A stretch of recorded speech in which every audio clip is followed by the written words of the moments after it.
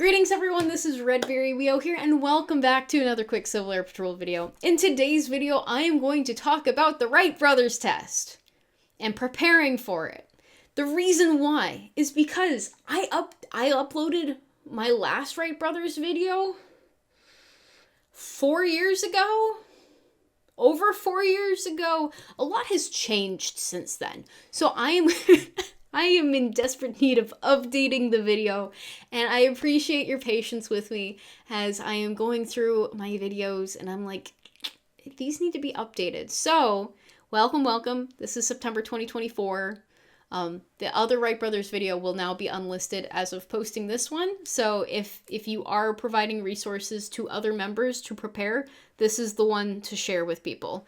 So for your situational awareness, the expectation for your Wright Brothers is that it is a closed book test. It is a 30-question test. It's untimed, but it is closed book. You are required to have a testing officer proctor it for you, and it is not something that you can just do at home. So something that my unit does is whenever we need to administer a test, whether that is a drill test, whether that is like a presentation like the SDA oral presentation, or an Armstrong speech, Acre speech, including the milestone tests, we have them requested in advance so that we make sure that we bring a device to the unit meeting. These are administered typically on a laptop, and like all of the other modules, like the interactive modules or the tests that you've taken, have all been through the learning management system.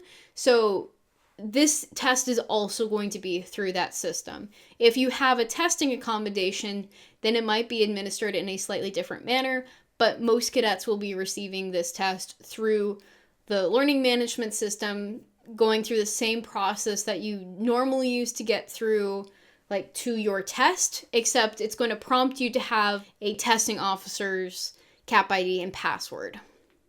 So you can't just take it on your own. One of the nice things about this test, though, is that it's not timed. So you take as much time as you need to go through the test. If you want to double, triple check your answers, you are welcome to do that. So one of the challenges with the new learning management system is that it's a little bit more difficult to look through the previous materials that you have gone through. And so my understanding, based off of what I've heard, is that you should be able to access stuff that you have previously enrolled in, and you have to go to like learning management system absorb, go into the transcript, like go under your profile, look at your transcript, and then you can view the previous courses that you have done. My recommendation is if you can see chapters 1, 2, and 3 from Learn to Lead, like the interactive modules or the tests, go through those. One of the hardest things that I have found with just the way that the tests were developed is that they'll pull a random sentence and they'll say, okay, fill in the blank.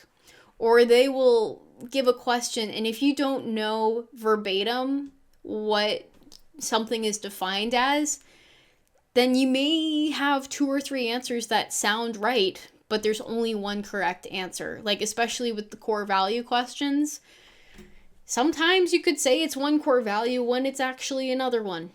It happens. Or understanding the flag etiquette and understanding what perspective you're standing from, and like how the flag should be placed compared to the speaker, all that kind of stuff. You will need to know a lot of detail, and it's a lot of rote memory. One thing I will say is that how well you do on this test has no bearing on your leadership skills. It has no bearing on if you are a good leader or not. If you come up with your own personal examples that relate to what the material says, and you say, oh, this anecdote, I can think of this story from my life that relates to this thing and helps me remember that. If you have mnemonics or memorization devices, you are welcome to use those. I created a couple of Learn to Lead chapter summaries. At this point, they have not had significant updates to Learn to Lead as of posting this video September 2024. So in theory, you could watch the summary videos that I created It's not 100% all the material, but I did create summary videos to help jog your memory and be like, oh, so that's what procrastination is. Or, what are the core values and what do each of them mean? Right? And what is great man theory? And thinking about how you define great man theory versus trait theory. Right? So it's just, there's a lot of concepts just in those 3 chapters that you're required to memorize. And I will say also, if you are planning to eventually go for spots, which is like the cadet colonel test, the questions that you're asked for your Wright brothers are pulled from the same test bank, and they're written in the same style. So it doesn't hurt to just take your time with your Wright brothers test, digest how it's formatted. If you're not familiar with that kind of test, just take your time. Take the time that you need and go through all the questions. Another thing that I'll point out is that sometimes they have like the word not. Just read the questions very carefully. Take your time in reading and asking yourself, what is this question asking me? Because if you read it one way, it may be one answer, but if you read it another way, then you could have a couple of answers that are correct. So just ensuring that you understand what the question is asking you will help you be successful with that. Then I'll also mention just a couple of just general health and well-being recommendations. If you're planning on taking your Wright brothers test, try to make sure you drink enough water during the day. Because I'm assuming you're taking the test in the evening at a CAP meeting. That's what I'm assuming. Make sure you eat enough during the day. Make sure you drink enough during the day. The night before, make sure you get enough sleep. If you're doing sports and stuff, try not to overdo it during the day so that you're not too exhausted when it comes to the actual test. And if you've got other tests going on during that day, like let's say you've got like a biology test, a chemistry test, a math test, history test. If you have another test that day, you could go for your Wright brothers test that evening.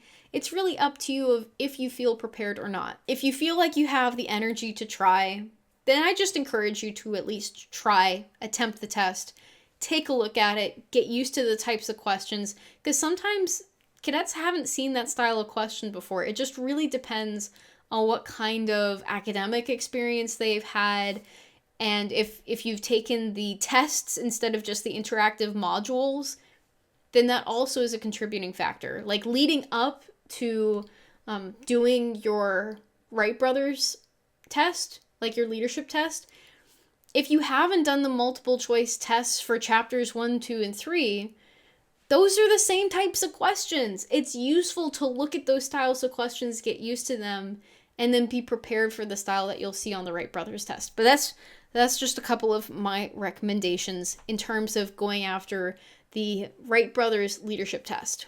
And then just a couple of other things relating to the Wright brothers test. There is a drill portion, and that comes after you pass your leadership test.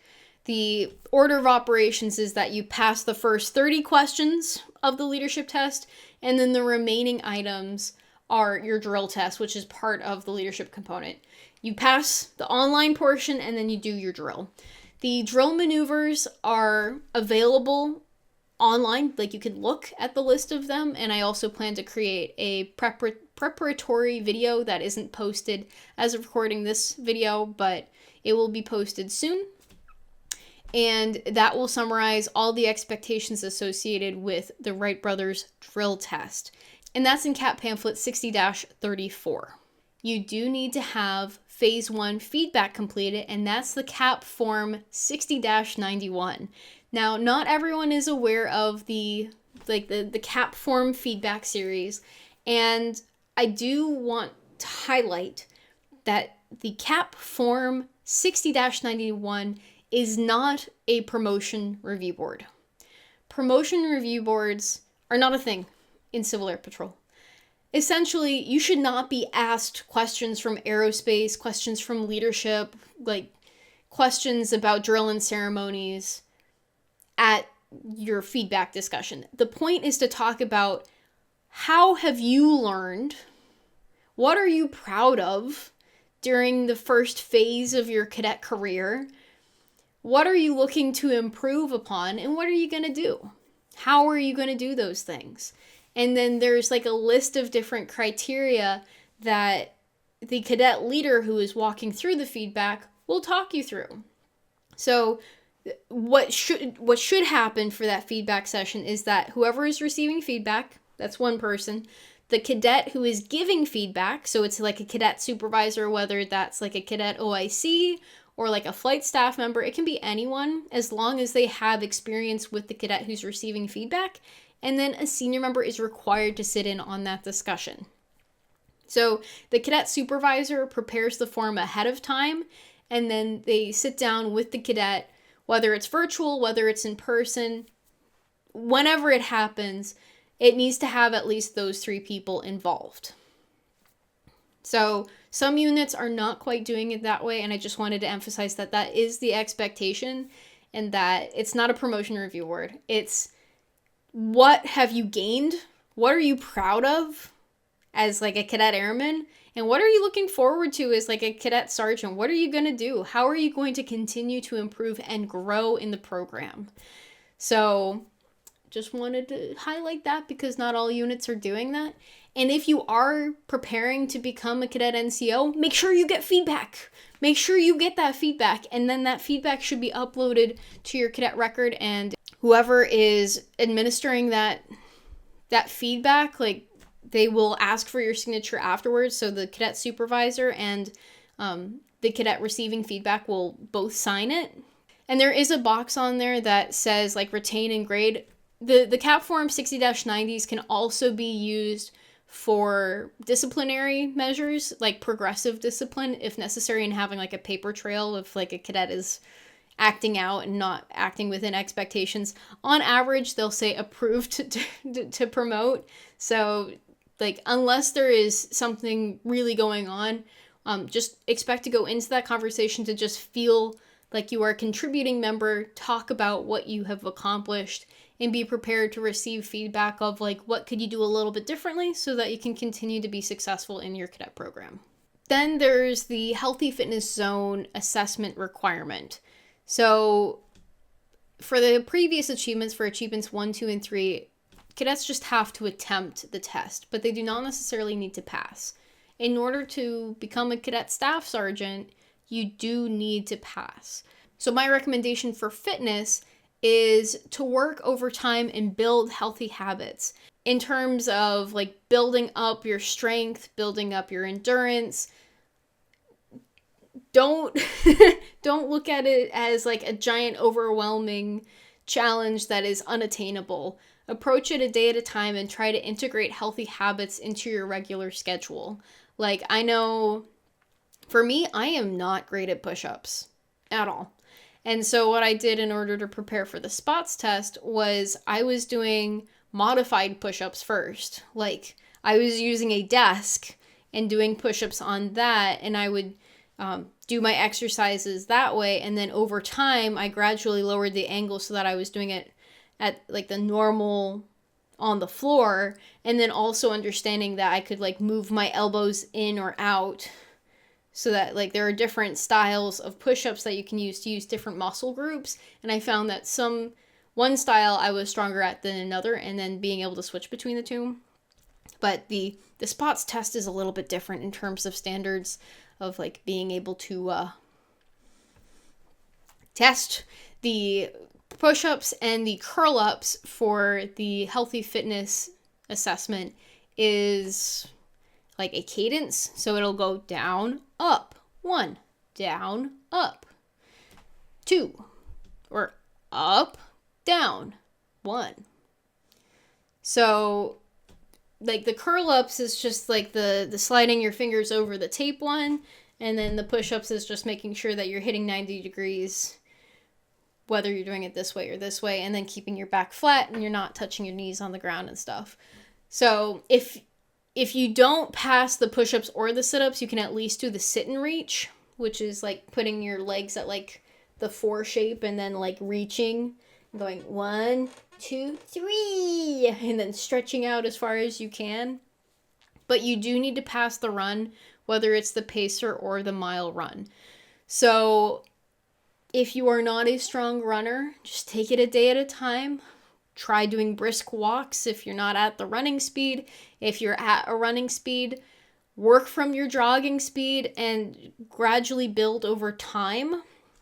I know some cadets get into sports just so that they can pass their fitness assessments, and that's fine. Some people do cross country, some people do crew.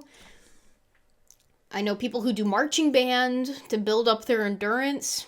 Whatever you'd like to do, whatever you'd like to be involved with, that can also help push you to be just more active in general and living an overall healthy lifestyle. As it is good to exercise a bit every day if you can. To summarize what you're required to do, you have the closed book chapters 1 through 3 Learn to Lead books. You have your drill and ceremonies test, and you can look at CAP pamphlet 60-34. I will also be creating a resource video at some point. I haven't uploaded it as of posting this video, but I did want to get this one out.